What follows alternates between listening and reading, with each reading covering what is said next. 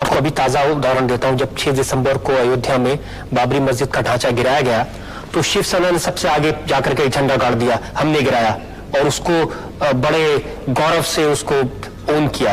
गौरव तो है ही, बिल्कुल, इसमें कोई शर्म की बात नहीं है। मैंने तो कहा दिया, साफ कह दिया।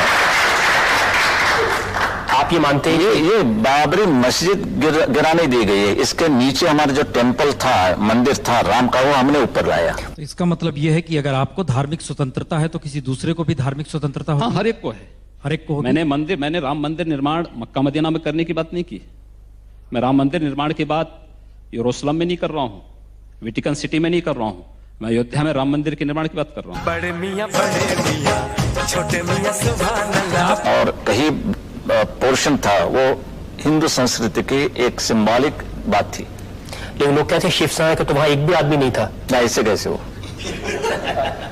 नहीं तो बड़ी शर्म की बात है। और आप ज्यादा पूछेंगे तो सीबीआई मेरे पीछे लगेगा। भारत की व्यवस्था संविधान से चलेगी, किसी शरीयत से नहीं। धर्मांतरण संविधान के दायरे में? हाँ, क्यों नहीं, इस देश का संविधान धर्मांतरण की छूट नहीं देता है।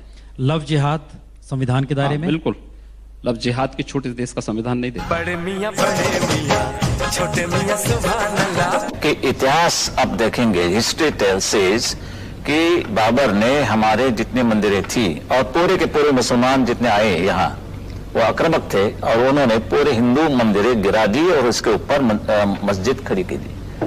और अभी हम तो आजाद हो गए हैं, हमारे कर्तव्य है कि जो मस्जिद है वो गिराने के बाद हमारे मंदिर हम वहां खड़े कर देंगे। वैसे तो मैं चाहता हूं कि ये मुसलमान भी हमारे साथ शामिल हो जाए इस लड़ाई में, मिशन में।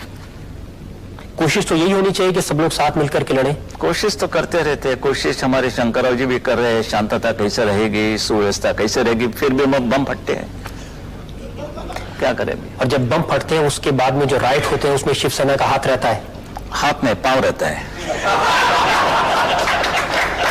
हिंदू मुसलमान नफरत मार काट, ये क्या शोभा देता है मंदिर के महंत को, भगवा पहने साधु को? हम कहां मार काट करवा रहे हैं। हम तो शांति से रहना चाहते हैं, बहुत शांति से रहना चाहते हैं। लेकिन जो लोग शांति से रहना नहीं देना चाहते हैं तो आखिर उसका भी तो कोई उपचार होगा। उपचार जब शासन तंत्र के साथ नहीं होता तो समाज को वह उपचार स्वयं अपने हाथों में लेना पड़ता है। और मुझे लगता है समय आ गया है जब उपचार लेना। बड़े मियां छोटे मियां सुभान अल्लाह। कम्युनल पैशन को बढ़ाना, कम्युनल पैशन जिसमें लोगों की जान जाए, खून बहे, आखिर हिंदू मरे मुसलमान मरे, खून तो इंसान का बहता है। वो क्या मानते हैं इस पर हमारी पूरी एक्शन कार्रवाई मुनसर होती है। तो आप रिएक्शनरी हम क्या मार खाते रहेंगे? बम फटने के बाद हम क्या हाथ जोड़ेंगे, भाई क्या आवाज था, ये करें हम? ऐसे बम तो हमने कभी देखे नहीं, दिवाली में भी नहीं। बहुत अच्छा आवाज था, भरने जाने की बात छोड़ दीजिए। हमने तो बम नहीं फटाए। हमने की जो बात हो रही है, दंगा फसाद होता है, हम नहीं उतरते तो हिंदू मारे जाते। योगी जी, इस समय देश में आपकी सरकार है। जी हाँ। एक तरफ नरेंद्र मोदी लाल किले की प्राचीर से कहते हैं कि 10 साल तक दंगे फसाद को पीछे छोड़ दो, सिर्फ विकास की बात करो।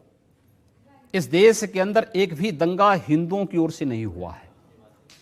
देश के दंगों के इतिहास को आप देखेंगे, मैं आपको बताऊं, पूरे देश के अंदर दंगे कहां होते हैं?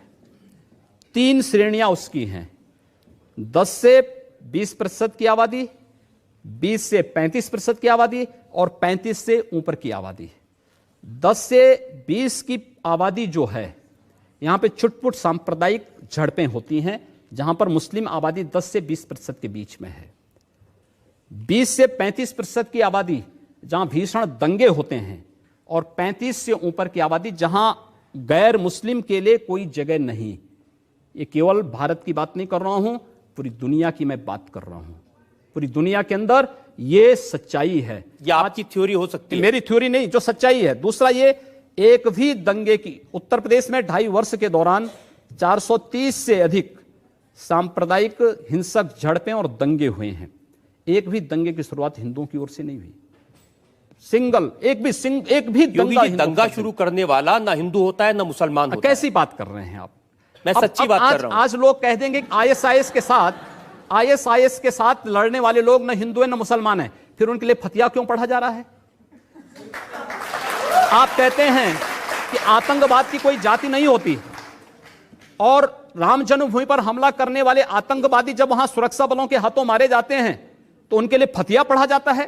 क्यों नहीं उनको अमेरिका की जैसे ओसामा बिन लादेन को अमेरिका ने समुद्र में डाल दिया, पता ही नहीं लगा कहां चला गया, वैसे क्यों नहीं उनके साथ व्यवहार करते हैं? फिर जब उसकी कोई जाति नहीं, उसका कोई मजहब, कोई धर्म नहीं, उसके साथ इसी प्रकार का व्यवहार करिए आप।